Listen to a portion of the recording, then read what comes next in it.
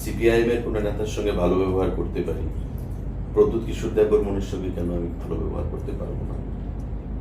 প্রদ্যুৎ কিশোর দেববর্মন তো আমাদের সঙ্গে কোয়ালিশনে রয়েছেন, রাজ্যের রাজনীতিতে সরকারে রয়েছেন। তো প্রদ্যুৎ কিশোর দেববর্মনের সঙ্গে আমার ব্যক্তিগত কোনো শত্রুতা নয়, বা ওনারও আমার সঙ্গে ব্যক্তিগত কোনো শত্রুতা নেই। আর উনি যদি আমাকে ভালো মানুষ মনে করে থাকেন, আমি ওনাকেও ধন্যবাদ জানাই। বিজেপি যখন মথার সঙ্গে থাকে তখন মথা হয়ে যায় গুন্ডাদের দল, দুষ্কৃতিকারীদের দল, বা মথা হয়ে যায় বাঙালিদের শত্রু।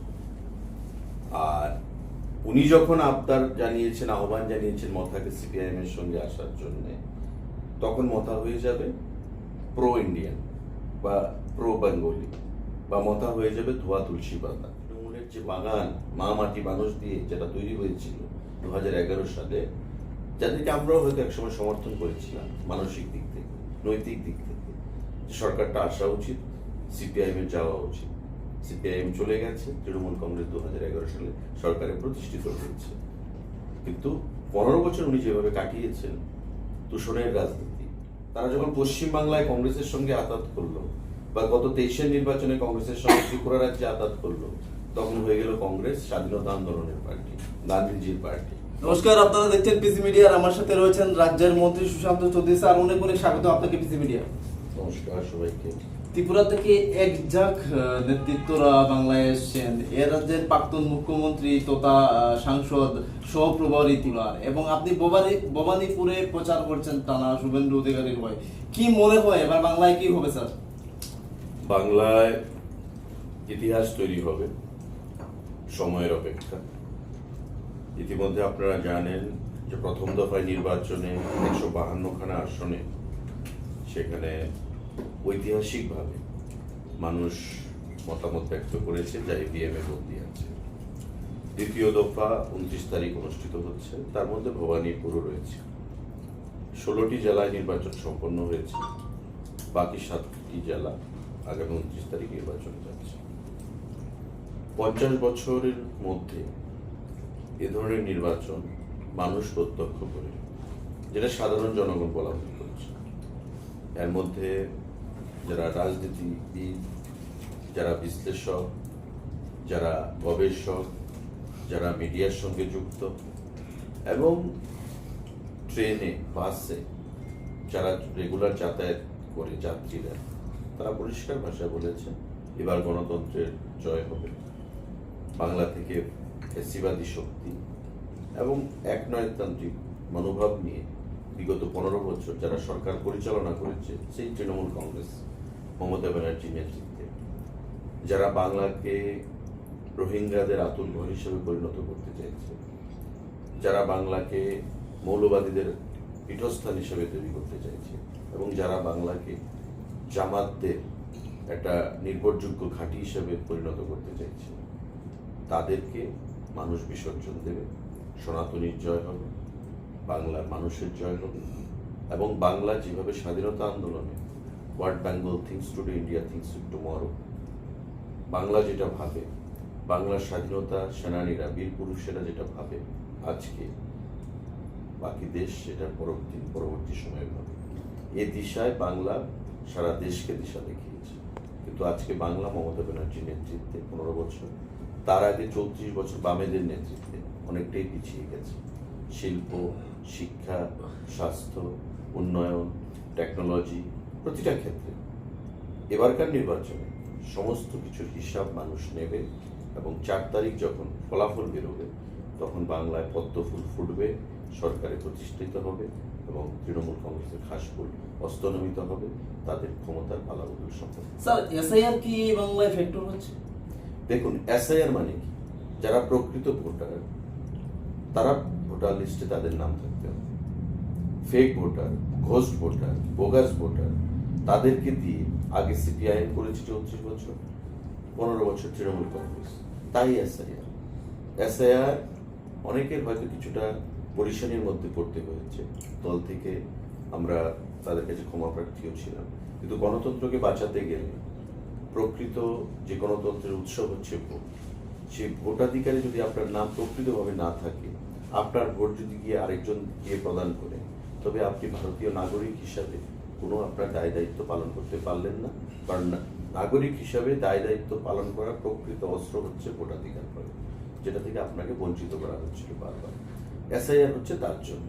তার বাইরে যারা ডেড ভোটার, মৃত ভোটার, তাদের ভোট গিয়ে আগে সিপিআইএম এর ক্যাডাররা প্রদান করতো, এবার 15 বছর ধরে তৃণমূলের ক্যাডাররা প্রদান করছে।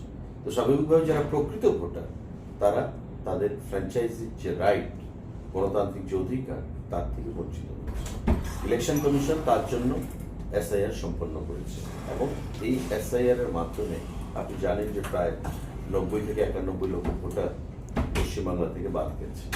তার মধ্যে একটা বিশেষ সম্প্রদায় রয়েছে যাদের ভোটের নিরিখে মমতা ব্যানার্জি এতদিন একতরফা ক্ষমতায় প্রতিষ্ঠিত হতে হয়েছিল এবং সনাতনীদের উপর অত্যাচার সংঘটিত করেছিল প্রতিনিয়ত হিন্দুদের উপর। আজকে ওদেরও একটা বিশাল অংশের সংখ্যায় বাদ গেছে, যারা এই রাজ্যে ভোটার হিসাবে থাকার যোগ্যতা যাদের নেই, বাংলাদেশি ভোটার, অন্য রাজ্যের ভোটার, জামাত, মৌলবাদী, রোহিঙ্গা, ওই সমস্ত ভোটার। তো স্বাভাবিকভাবে তাদের যেহেতু নাম বাদ গেছে, যে ভোটারদের নাম বাদ গেছে, মানুষ 92% টার্ন আউট হয়েছে, ভোটাধিকার প্রয়োগ করেছে প্রথম ধাপে। আশা করব দ্বিতীয় ধাপে 85 থেকে 90% ভোট হবে কলকাতা এবং তার আশেপাশের সমস্ত জেলাগুলো। তো সময়ের অপেক্ষা। 4 তারিখ যখন ফলাফল বেরোবে, ভারতীয় জনতা পার্টি প্রায় 180 থেকে 200 কাছাকাছি আসন নিয়ে ক্ষমতায় প্রতিষ্ঠিত হবে, এবং আমাদের শ্যামাপ্রসাদ মুখার্জির যে স্বপ্ন ছিল বাংলাকে নিয়ে, সেটাকে বাংলার বাঘ আশুতোষ মুখার্জি, ভারত কেশরী শ্যামাপ্রসাদ মুখার্জি তারই সুসন্তান, ওনার জন্মস্থান পশ্চিমবঙ্গ, কলকাতা। তা সত্ত্বেও তো তৃণমূল বলছে বিজেপি বহিরাগত পার্টি এবং বাংলাও বাঙালি বিরোধী পার্টি। মমতা ব্যানার্জির কথা, তৃণমূল কংগ্রেসের কথা, যতই নির্বাচনে এগুচ্ছে মমতা ব্যানার্জি ওনার মানসিক ভারসাম্য হারিয়ে ফেলেছে। তো স্বাভাবিকভাবেই এটা বলার অপেক্ষা রাখে না। আমরা বাংলায় না, আমরা ভারতবর্ষে বিশ্বাস করি, বাস করি। বাংলা বলে সুরসুরি দিয়ে আঞ্চলিকতা বাদ করে দেশের উন্নয়ন সম্ভব হয় না। এক ভারত শ্রেষ্ঠ ভারত, বিকশিত ভারত 2047-এর মধ্যে আমাদের প্রধানমন্ত্রী স্বপ্ন দেখে। আমরা বলতে হবে, ভারতকে নিয়ে ভাবতে হবে, বাংলা ভারতের বাইরে নয়। অরবিন্দ কেজরিওয়াল কিভাবে ওনার জন্য এসে প্রচার করছেন, তবে স্ট্যালিন কিভাবে এসে ওনার জন্য কথা বলেন, ওনারা বহিরাগত নন। উনি কিভাবে ত্রিপুরাতে যান, তবে ত্রিপুরাতে উনি বহিরাগত নন। উনি কিভাবে পাঞ্জাবে যান সংগঠন বিস্তারে, উনি কিভাবে গোয়াতে যান। তৃণমূল কংগ্রেস কিভাবে উত্তরপ্রদেশে যায়, উত্তরপ্রদেশের মানুষ তো হিন্দিতে কথা বলে। তৃণমূল কংগ্রেস যারা করে তারা বাংলায় কথা বলে। তবে উত্তরপ্রদেশে গিয়ে বাংলার পার্টি কিভাবে সেখানে সংগঠন করতে যায়, তারা কিভাবে আসামে যায়, তারা কিভাবে মণিপুরে যায়, তারা কিভাবে অরুণাচলে যায়, আমরা যদি প্রশ্ন করি। তবে অরুণাচলে তৃণমূল কংগ্রেস বহিরাগত, পাঞ্জাবে তৃণমূল কংগ্রেস বহিরাগত, গুজরাটে তৃণমূল কংগ্রেস বহিরাগত, গোয়াতে তৃণমূল কংগ্রেস বহিরাগত। দেশের মধ্যে থাকলে এভাবে কথা বললে চলবে। কংগ্রেস তবে বহিরাগত, কংগ্রেসও তো হিন্দিভাষীদের দল ছিল। তবে পশ্চিমবাংলায় কংগ্রেস ডক্টর বিধানচন্দ্র রায় মুখ্যমন্ত্রী ছিলেন না, সিদ্ধার্থ শঙ্কর রায় মুখ্যমন্ত্রী ছিলেন না, কংগ্রেস তখন বহিরাগত ছিল না। যারা রাজনীতির সঙ্গে যুক্ত তারা এই কথা বলতে পারে না, যারা প্রকৃত রাজনীতিবিদ, পলিটিশিয়ান, যারা মানসিক ভারসাম্যহীনতায় যারা ভুগছে, তারা এই ধরনের কথা বলবে। কারণ ওনার চোখের সামনে ওনার হাতে তৈরি করা যে তৃণমূলের যে বাগান, মা মাটি মানুষ দিয়ে যেটা তৈরি হয়েছিল 2011 সালে, যাদেরকে আমরাও হয়তো একসময় সমর্থন করেছিলাম মানসিক দিক থেকে, নৈতিক দিক থেকে, সরকারটা আসা উচিত, সিপিআইএম এর যাওয়া উচিত। সিপিআইএম চলে গেছে, তৃণমূল কংগ্রেস 2011 সালে সরকারে প্রতিষ্ঠিত হয়েছে। কিন্তু 15 বছর উনি যেভাবে কাটিয়েছেন, দূষণের রাজনীতি, বঞ্চনার রাজনীতি, খুনের রাজনীতি, অত্যাচারের রাজনীতি, বৈষম্যের রাজনীতি, তার থেকে বাংলার মানুষ গুরুত্বপূর্ণ ভোটাধিকারের মাধ্যমে রায় প্রদান করেছে 23 তারিখে, এবং বাকি রায়টা দেবে আগামী 25 তারিখে। তার মধ্যে ভবানীপুর রয়েছে। রেকর্ড ভোটে উনি এবারও শুভেন্দু অধিকারীর কাছে ভবানীপুর আসন থেকে পরাজিত হতে চলেছে। মতাকে নিয়ে স্বপ্ন দেখছে সিপিএম। জিতেন্দ্র চৌধুরী বলছেন আদর্শগত আমাদের মধ্যে ফারাক আছে, তবে যদি বিজেপির সাথে জোট থেকে বেরিয়ে আসে মতা, তাহলে হয়তো বিচার বিবেচনা করা যেতে পারে, এবং তাদের প্রধান লক্ষ্য হচ্ছে বিজেপিকে হারানো। কি বলবেন? বিজেপি যখন মথার সঙ্গে থাকে তখন মথা হয়ে যায় গুন্ডাদের দল, দুষ্কৃতিকারীদের দল, বা মথা হয়ে যায় বাঙালিদের শত্রু। আর উনি যখন আবদার জানিয়েছেন, আহ্বান জানিয়েছেন মথাকে সিপিআইএম এর সঙ্গে আসার জন্য, তখন মথা হয়ে যাবে প্রো ইন্ডিয়ান বা প্রো বেঙ্গলি, বা মথা হয়ে যাবে ধোয়া তুলসী পাতা। কমিউনিস্টের আদর্শই তো এটা। আপনার নিশ্চয়ই মনে আছে আইএনপিটি যখন ছিল, তার আগে আইপিএফটি একবার এডিসি দখল করেছিল 2000 সালে। আইপিএফটি যখন এডিসি দখল করেছিল, মানিক সরকার মুখ্যমন্ত্রী, তখন বলেছে আইপিএফটি উগ্রপন্থীদের দল। এবার আইপিএফটি কে ভাঙিয়ে ওনারা এনএসপিটি করে এডিসি সিপিআইএম সমর্থন দিল, অ্যালায়েন্স করে এডিসি দখল করলো, তখন এনএসপিটি ধোয়া তুলসী পাতা হয়ে গেল।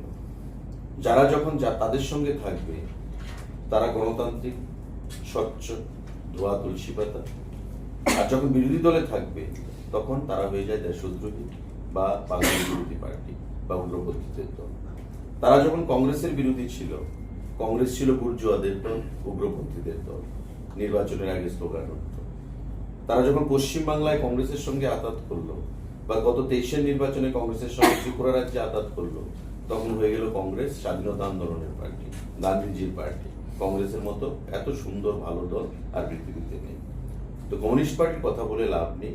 আজকে পশ্চিমবাংলায় দেখেছি কমিউনিস্ট পার্টি অপাঙ্ক্তেয় হয়ে গেছে। বিগত বিধানসভা নির্বাচনে একটা আসনেও জয়ী হতে পারে, এবারও খাতা খুলতে পারবে কিনা সন্দেহ রয়েছে। তো কমিউনিস্ট পার্টির কথা যত কম বলবেন, কারণ ভারতবর্ষের মানুষ কমিউনিস্টকে বিসর্জন দিয়েছে, ত্রিপুরার মানুষও কমিউনিস্ট পার্টিকে বিসর্জন দিয়েছে। এবারকার এডিসি নির্বাচনের ভোটের ফলাফল তারই সাক্ষ্য বহন করে। স্যার, শেষ প্রশ্ন যেটা করবো, মহারাজ প্রদ্যুৎ কিশোর দেববর্মন বারবার বলেছেন সুশান্ত চৌধুরী খুব ভালো লোক, এবং এডিসিতে যে মথার যে ফলাফল সেটা নিয়ে কি বলবেন আপনি? ব্যক্তিগত সম্পর্ক প্রদ্যুৎ কিশোর দেববর্মনের সঙ্গে আমার যথেষ্ট ভালো। এখন কারোর সঙ্গে যদি কারোর ভালো সম্পর্ক থাকে, কেউ যদি কোনো ব্যক্তিকে ভালো বলে, তবে সেটা ওই ব্যক্তির সহৃদয়বান ব্যক্তি আমি বলবো। ওনার বড় মানসিকতার কথা আমি বলবো। উনি অন্যদেরকেও বলেছেন, অতুললাল নাথকে বলেছেন, রণজিৎ সিংহ রায়কে বলেছেন, বিপ্লব কুমার দেবকে বলেছেন, প্রতিমা ভৌমিকের কথা বলেছেন, শুধু সুশান্ত চৌধুরীর কথা বলেছেন। তো সবার সঙ্গে ওনার সম্পর্ক ভালো। ব্যক্তিগত তো আমাদের কারোর সঙ্গে কোনো লড়াই নেই, এবং কোনো রাজনৈতিক ক্ষেত্রে ব্যক্তিগতভাবে লড়াইটা নেওয়া উচিত নয় আমি মনে করি। সে যত বড় নেতাই হোক না কেন, ব্যক্তিগত অ্যাটাক করা, ব্যক্তিগতভাবে কথা বলা রাজনীতিতে এটা দৃষ্টিকটু। তো স্বাভাবিকভাবেই মানুষ সেটা ভালোভাবে গ্রহণ করে না। রাজনীতিবিদদের সঙ্গে আজকে যদি আমি সিপিআইএম এর কোনো নেতার সঙ্গে ভালো ব্যবহার করতে পারি, প্রদ্যুৎ কিশোর দেববর্মনের সঙ্গে কেন আমি ভালো ব্যবহার করতে পারবো না? প্রদ্যুৎ কিশোর দেববর্মন তো আমাদের সঙ্গে কোয়ালিশনে রয়েছেন, রাজ্যের রাজনীতিতে সরকারে রয়েছেন। তো প্রদ্যুৎ কিশোর দেববর্মনের সঙ্গে আমার ব্যক্তিগত কোনো শত্রুতা নয়, বা ওনারও আমার সঙ্গে ব্যক্তিগত কোনো শত্রুতা নেই। আর উনি যদি আমাকে ভালো মানুষ মনে করে থাকেন, আমি ওনাকেও ধন্যবাদ জানাবো। এটা ওনার বড় মানসিকতার পরিচয় দিয়েছে। অসংখ্য ধন্যবাদ স্যার, আপনার ব্যস্ততম সময় থেকে আমাকে সময় দেওয়ার জন্য।